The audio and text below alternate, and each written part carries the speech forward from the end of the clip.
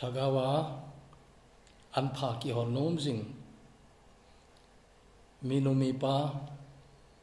khanglai te cha te ting le to khom pi ko le pai hichi sarmun ngai dinga na ki gu ana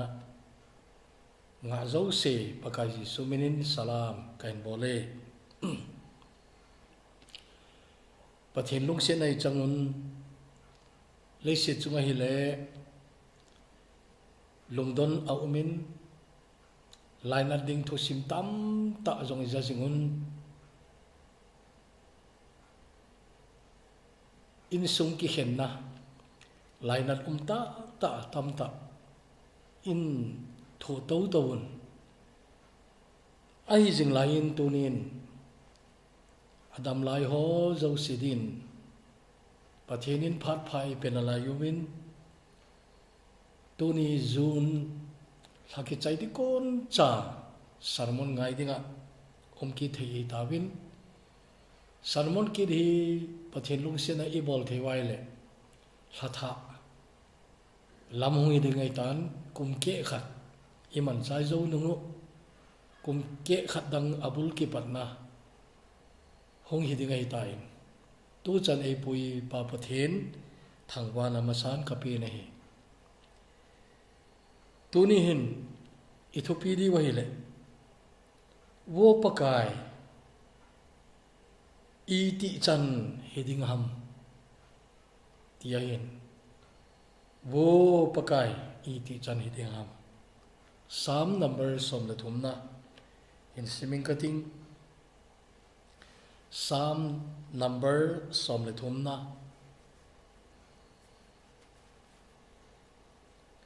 ichi sam hi kasar mon kha jong hi pun ai lai ai la tuka la thil chan ho ka vet na ka ngai to ai le hi che thui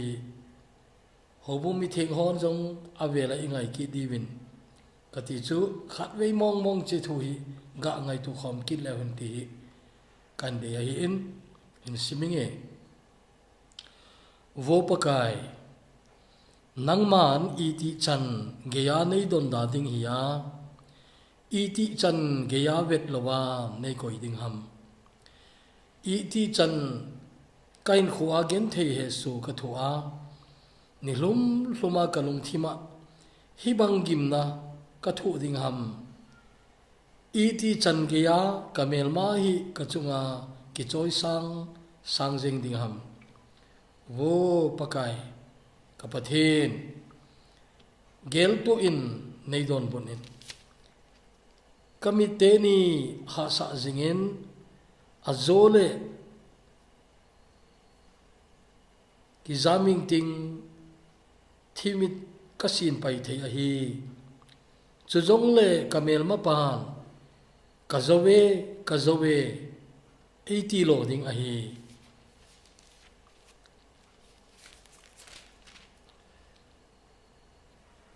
hito banga keima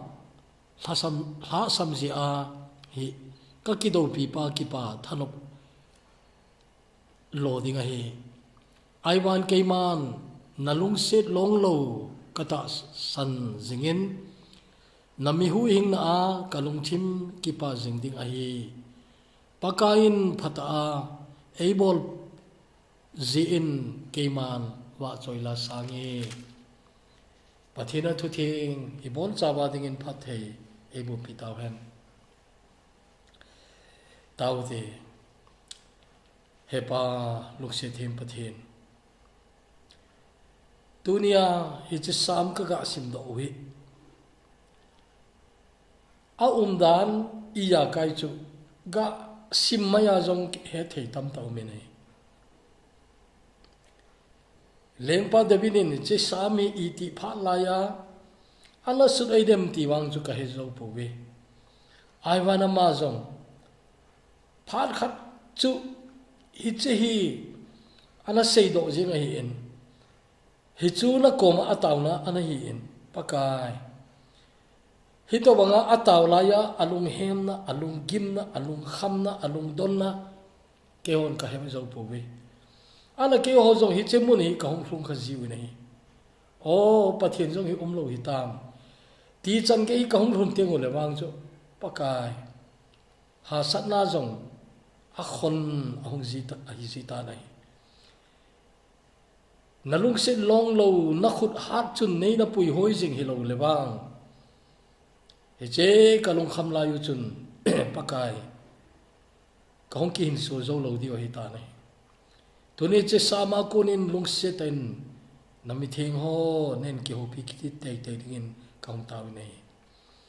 lo pina zo se nang na chang jing the na dingin na cha te nangin phathen bu in lang he che sarmona kunin pakai nain nen su hal ki divin pakai ji so minin ka hong ta hi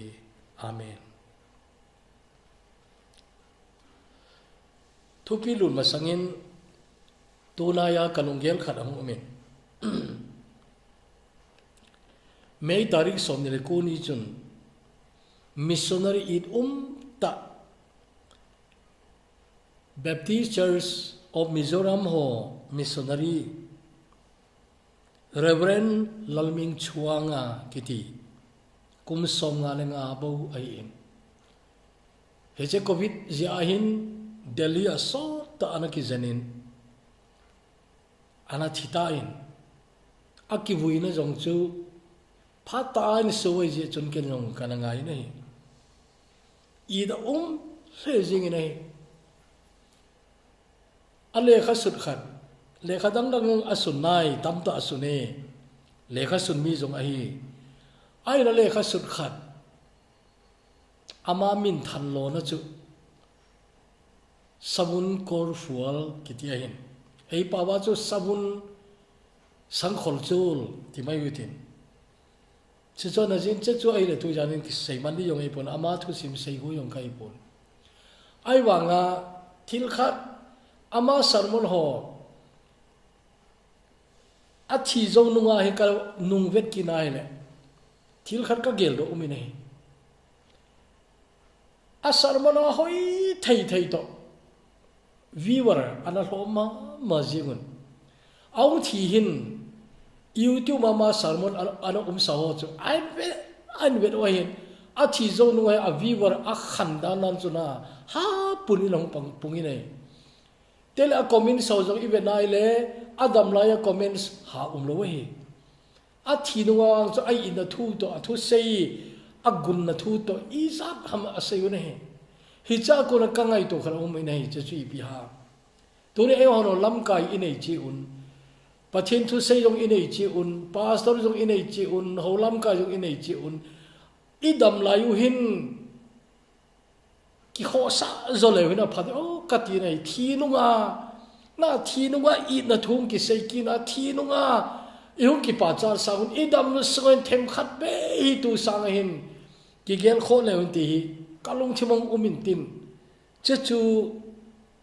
group chom choma jong hi che ka gi kalung gel hi kana sei do ai ta nei IPO le che chu tu jan i topic yong ai pu in thuma sakan sei hin hi che covid 19 hi wang chu a kho le zeng hi che na puita pathin man cha ho jong hi web masa ho sanga chu tu chung web ani na iti pau hin ha tamina hung tamu nei teng le phan ma salai chole a hat talo ho le dam lo na chom chom ana nei sa ho thi na hi le kilom ta a ina koi lai wo min tu nei le chu che chei ta pun khang dong cha cha pathin na tong o jong chu khang dong cha cha aji ana thiloi ai nei pu na thiloi lai lan ta da ki khenna a video ke jong tam ta live a video jong kana ve in a kho mama zik nei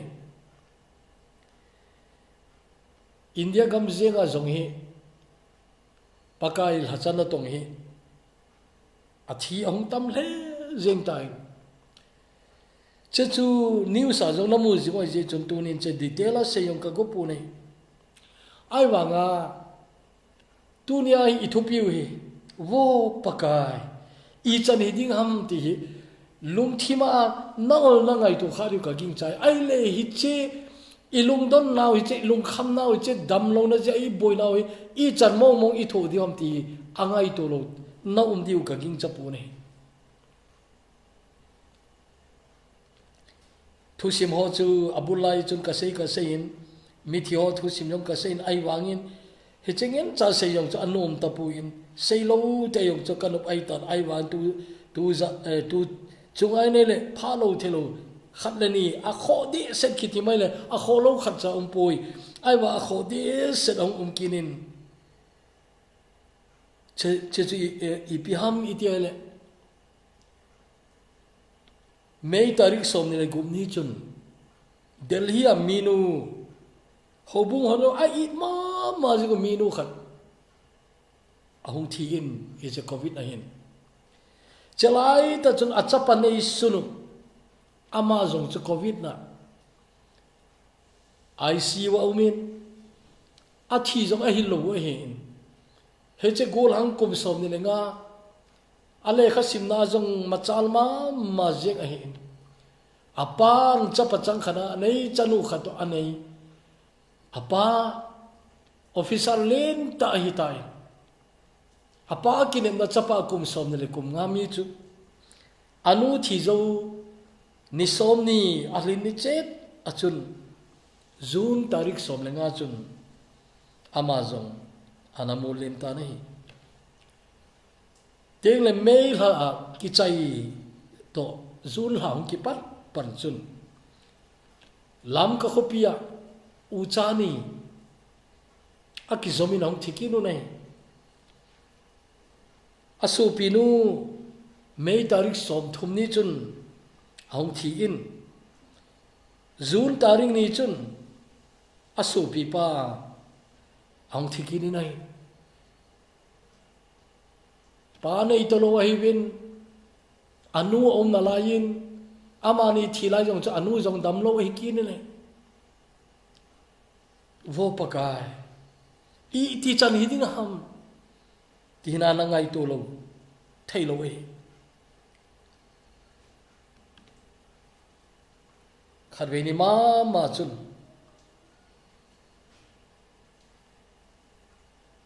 irreverent retire in nei pi khat ang thi kinin amu khalo hon jong alim a photo na mu mai jong chun na hel jing de wi khang dong cha khat a cha te neu cha na lai a neu pen wang chu thil chanong he thim nai lo ding khoma neu na lai hen che nu de ta chun ai nei pu le cha te anada ta nai tua kan sei Reverend Vanal Ngia kitipahi golang hi in Mei tarik som ni le ni chun anabuyun chapa chang khat hi in mission fila hongdam lo den Calcutta hospital hong thi hi pa talo anu to so pinu me khat se to umai ben iga ngai tu ai le hi che ton sot gam iya kai ki he chen nai lo iya kai he chen gam ilhun masang hi che lei se chunga hi i ti he thim thei dam ti ingai to le he thim je ding jong a pu ne anu hi ta sana ha ta hi le bang chu phar khat le pathinan thangwa theiring ka gin chain awanga tu wang hin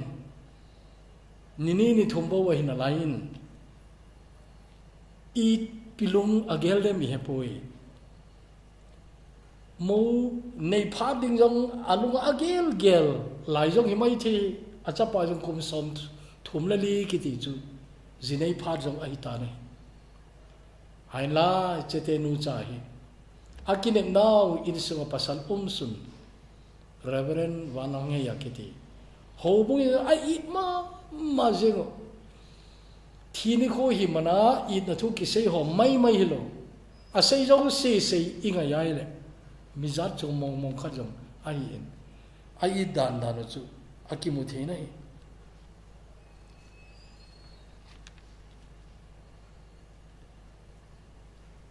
tiếng lệ tu cả là chu con lăng baramagam hết giống ina hết duy bê se tapuni hết duy giống là cái say bê se tapuni chứ chu ấy họ gam mà ít say điu ahum inai ai là tu lai cha thil so cái này say no men June tarik som ni lekhat ni chun pa khub lam mang kiti kum somli ai nei pi sui nei phuai kiti kum som thum le ge June tarik som ni le khat chun ani ni win covid hisia hin anathi win acha te olin pen jong i macha ne le sumle pai ki holin tio chu asia sei thei di hinai lo chapang wal na lai ucha nga chu koin an don ta dem koin an khâu kha dem ti jong chu het lovin he de chun nu pa lukset ta chu anamol le mu nei hi chu to hong ki zom mama thu sim dang kha hong ki nen chu pi hami ti le ta han khuwa pu luaya kitipa le pi muani anupa pawin i che covid nat na hin na un azen di koi macha umlo boy pi di koi macha umlo ai jing layun Philippines gama nurse gasim ai wanga chu gamboi ja ma jong hong pod do he che nunga khat amin ching suan nem kiti hin he che adon di umlo avesoi di umlo nupa hospital ki zen jong hile kilom lo ya thu simui awang chui ka he chin pui ala amani ama chai amani zen ni ka chunum ki pedo in ai wangin ai nei pi mo ani chu hong thi ta in tun ai nei pu lo ya chu gim ta ina na lai akiti nei hi chan chi nunga nu hi pastor khatin koi son khat aga dong ine ai le hita pi hi nang nunga hita hi nong ki pe do jeng hi nang jong hi chen na hi hung vein lang hita le chin ina tidam ati ai le he chen nunga nu in adon bunai hoi ma jing nei adon ding umlo ka dor kiti chu pathena ka to theni ding tu lai ta pathena ka to theni sun lem changa ka gel ji a che ka bor hin itham khana ka thi lo ai jong le long lai se lai che hi ka no hi ati nei so pite to la story u che cho hi nahebe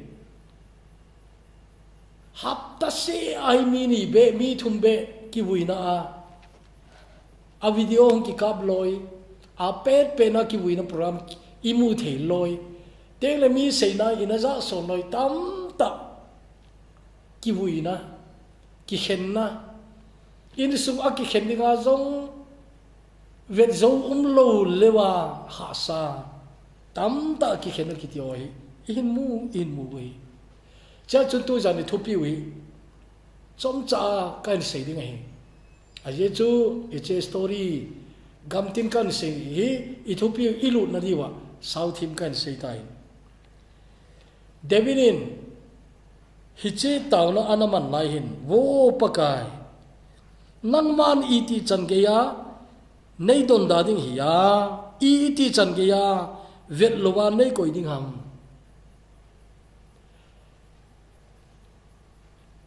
phát đăng lăng yang sarmona nana za jing di ka ging chan kenum ka sei kha in che chui piam ti le I pathian hi ngai lu na dim set pathian acha te angai lut na ki ti chu a te pi di jong lo ai jing lain khat vei pathinin ami thing te adon bot lo don lo a koi le kiloma a kum atamine David hin ko na simai le hoi tan ngai to le chin David ni chi ati the ne phat atam wa le nei tao jong le don bun a lo na che chu a khang khanga hagao mi on jong ana tu we iti hita nei don bu lo di na tiana pathin mi thing hon jong pathin na koi son nau tam to mi ne Charles Haddon Spurgeon mini ka phamun mama in ngayong ka ngai sangin chepa hi zong hi bang loma mi na thu seina ko na pathin ai mu ke hi lovin lungmon na thagawa lungmon na le kipana ol na anamu na hi to bang pathin man cha thopi ta ai zong le hi che Spurgeon zong hin ni khat chu ataw no pindal sunga ko na hong ki ko do loi jenga kapathen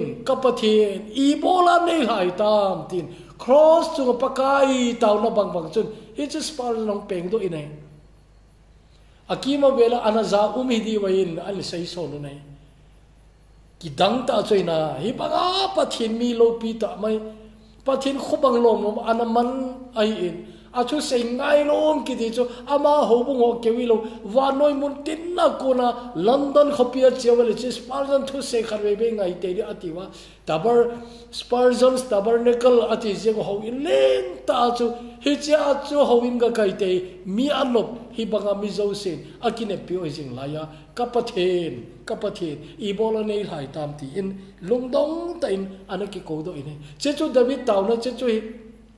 I chan nang na thik diham iti phale nei don bud dam ti na che chu tu la ya mun ti na I taw na chi chu iti phale taw na ki sang dam iti phale che din mun ha sata ko na chu ka hong po do thei diham ti na tu la ya pathin bi thing te tam ta taw na che chu hi athio thu simbo I seyun athilo ho jong sumle pai tam ta asenuwa abang khatwang chu I chan ai mi sa diu ki hello khoma sumle pai tam ta bana ana khilawa ta chong ki jana dam do mai ai wa amaban diu chu sumle pai tho chu lung don ne tam ta abang ka chola hobin phata ki thu pi thailoi nai atam zawang chu hi to bang loma mi he pha jong hello loi jong kin na lai di ule naw angai lu anei tam anei hloma ki ngamai ding hi to bang chu mi tam ta hi Jodinga jong hin o pathin o pakai I chan hi dingam ti na chei I taw naw chei dingai ahi la tu ni sam som le thumi ibenai le abul to aki chaina aki khele jing nei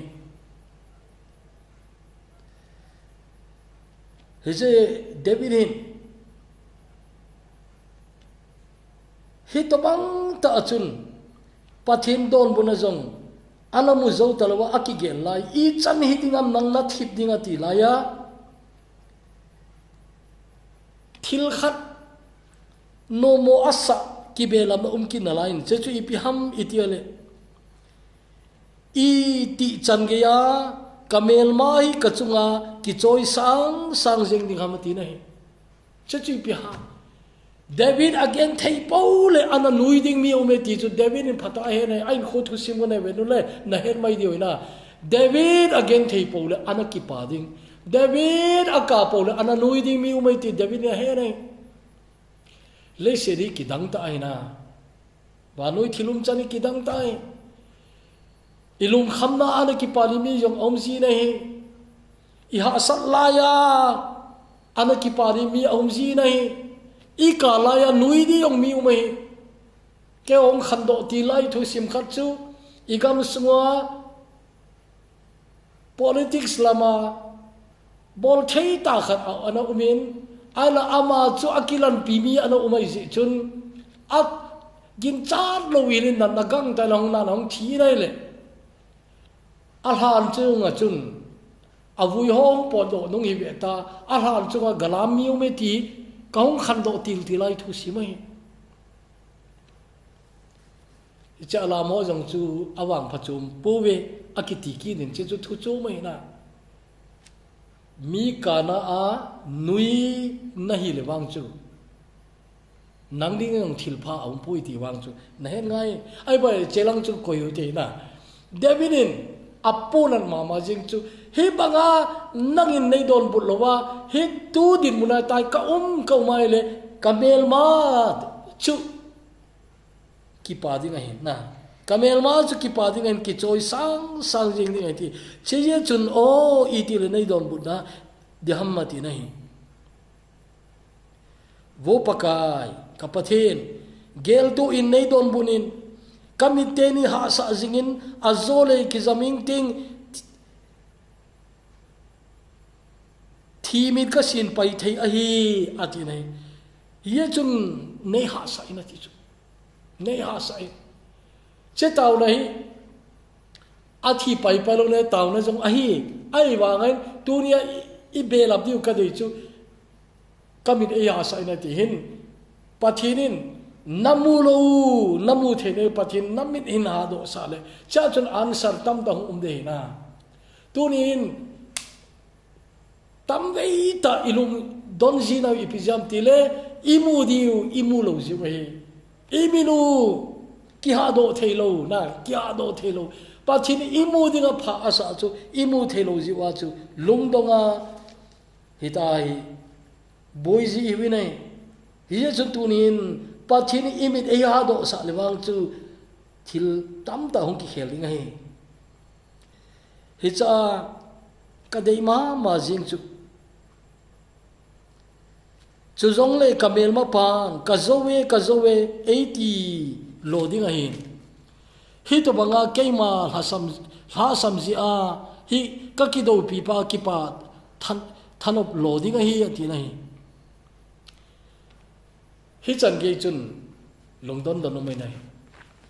ai wai lungdon lai hoya hum kingam ha thayam itele changa na chun mi nai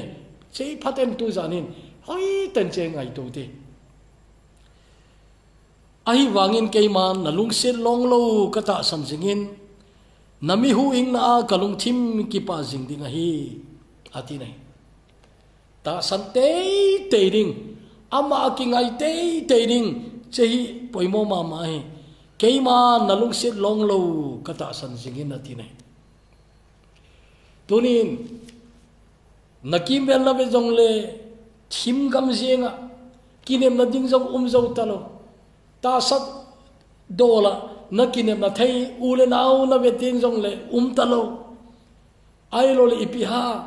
kinem na ding nisa kiti chu sumong monia kinem zo talo zan mu thimi sona heche mu thim no chu ding naki ngai to jing ngai chun heche bible cha ngai to o david jong hin athil tho wang chu po zo di yong ai poina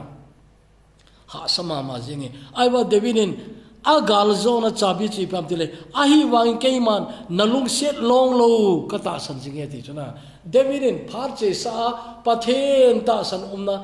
phar che sa pathen phatna chaw chu sumi lo ya chun ahe sa ho cha chun kinga mai tu adin munawa chu kinem ni lo wei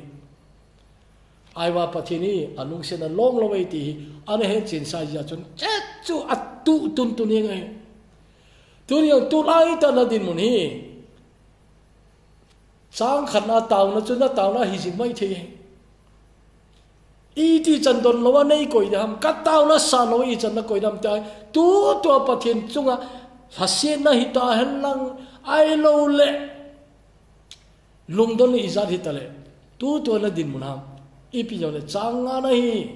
ana vel simu changa na phaten na ngai to he cha in devinin ai wan keiman na lung set long lo ka ta san jinge atina ta san jing kiti tunin zona chabi inei sunu choi ta san jing ta san jing keiman na lung set long lo ka ta san jinge ti nai old testament pathin milung se na ki sei teng le a ki sei mun pen chu che a long lo lung se nai a long lo lung se na che chu nang ma zo na in khona he chin sa tam ta na lo ha phar khana muthim noi ha kom sung ha po do ni o kinem lo na umlaya alung sen long lovin na pui do na experience na in khon na tu khasa na lo ha David ang chaho cha ano umi chiya chun pathini wang chu alung sen long loviti Davidin ata san jin hichelai ta adin muni ito ban ha sa jong le pathin lung sen long lo cha chu aking ngai jingin ta cho kingam jing hai che chu agal zona thugu ahi ti tu zanin mel chilen no mune na lung sen long lo na lung sen long lo hito banga pathin lung sen long lo wa kingai jing ho chu setanin no alo je e chom lo di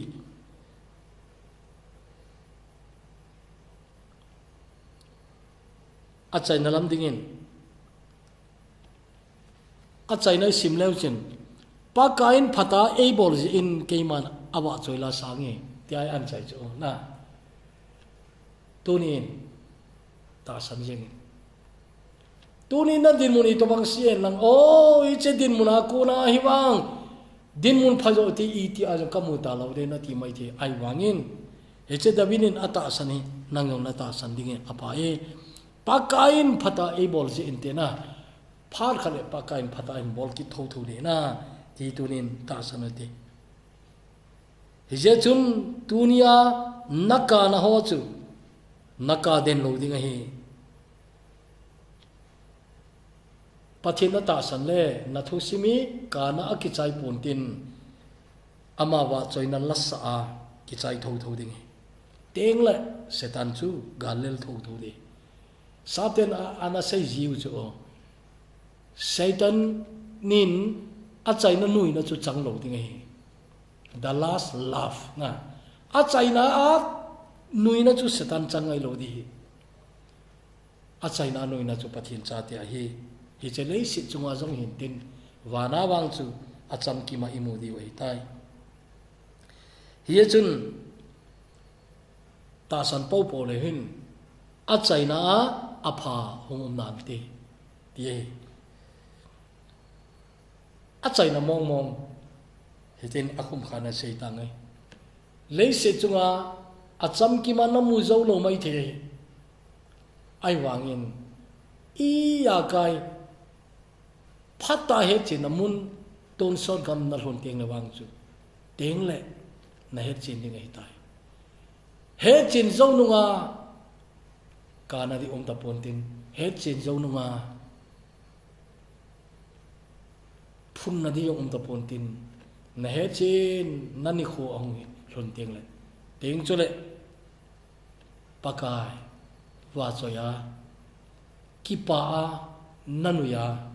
pakai koma ton sona na kipa ding hi tai ti a hi e jon tu ni hin i chan hi ding ham ti tu lai ta na taw na hi mai the ai wangin pakai lungsit long lo na ta san po po le a chai na nam din noi na ano me kana a na in khu top lo ding ai ki chai lo ding ai noi na ki chai ding ai tele ton son ka mele chu kana kiti mong mong ta pontin chedinga chun acham kim chu pathinin reserve ain koi pi che muna ding chun pathinin ana koi jingai te hituni ta samlel lo ding in kiti mone taute lungse them wan ong ka pau pathin e pa na lungse long lo tu zanin seido them leng ka no me ain la mem pawa seido thei kham kan sei zota in lagau thingin angai zo se long sunga nangin ke sei sanga kitchen zo in nan sei ben lai din ka taw nei tu to ka din munawang chu mitam ta kalung kham naw kalung don naw chu che leng pa David lung kham na mama ai o po pakai i chan hi ding ham ti ai wangin David zong zon ana chan na chu na lung sit long lo ana king up akunin ahi nei hi di chuna China chu kana ina ki chai lovin wa choina in ki chai thau thawin David hin kho ka ben wai le lung kham na atami thil tam tai nen kho suken thi ai wangin ain khui nang ma wa choina a tam ta aman aki he na thei pen chu samui hizat pi anada hane tu ni chana nami thing ho kinep na le kitil kho na le nang ma phat na kamu chen be be naw tu ni chana hi si nei hi je chun David in khui kana zan alang anal hung ji jong le ki pa na ina ki chai ji he cha ko na hung ping do samoi iti man ludita tunin pakha he cha sam som le thu mai jong hi phak ta ka he chinwai le he chanin kho kaman ding da no tam ta emu sau na hi he che mu thiam te ni mu chen te ni nang ma nei ki thu pi ti win pakai ji suminin kong ta we amen